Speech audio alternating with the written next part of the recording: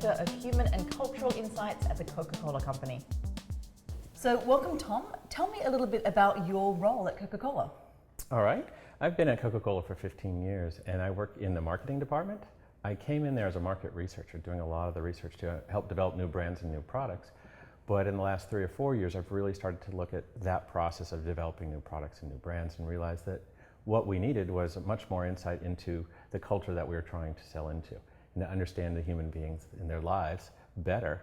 And so in the last few years, I've really changed that to something where I go into these societies and I figure out what are their needs, what do they want, and I try to bring that information into the company so that the marketers can use it.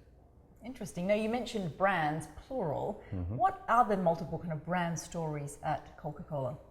Coca-Cola has several hundred brands around the world. We have many different brands in the juice category, for example. In the United States, we have Simply as a brand, we have Odwalla, we have Minute Maid. But as you go around the world, we have even more brands in the juice category. And of course, everyone knows we have many different soft drinks. Sprite is one of the best well-known, Fanta as well.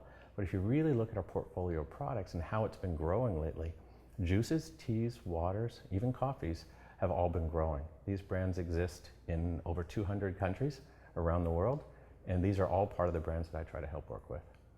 Is there an overriding story that binds all the different products? That story would probably be the story of the company, but when you think of it, when a brand is trying to tell a story, they're really trying to tell their story. And Coca-Cola as a brand is trying to talk about the story of how we are all together on this.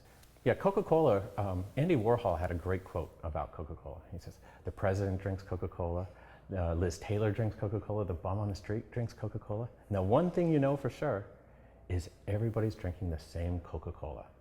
And that sort of egalitarian ethos has been a part of the brand. He really hit upon something that I think has always been there, but is growing in importance as the world gets more interconnected. Knowing that we are all equal and connected simultaneously becomes a value not only for our brand, but for society overall. So how has that brand story helped make an impact socially? It helps guide the direction and the decisions that the people who run the brand make. So it would be, what are the social causes that the brand would get involved with? We have a chief sustainability officer who works very closely with the brand managers, and we try to find a way to say, how do we impact the well-being of human beings? We have a program we call Me, We, the World. This is part of the program that the sustainability officer uses with all the different brands. And for Coca-Cola, it's asked, how do we help the personal health and well-being of families? How do we help the well-being of communities?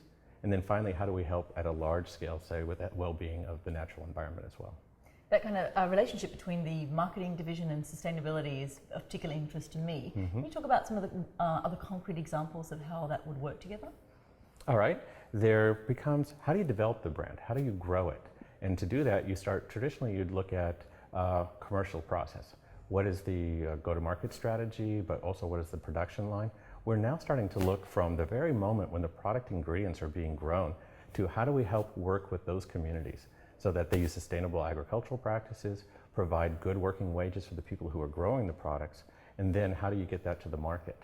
We're looking at things, for example, with our 5x20 program, which is an umbrella program to get 5 million women empowered in their own business by 2020.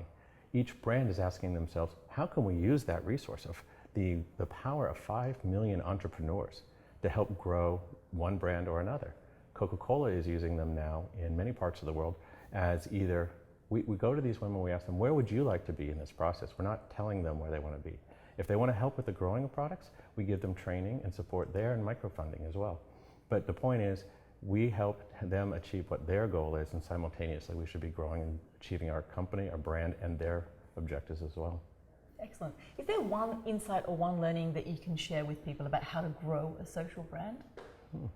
There's 2 different approaches, and I focus on one.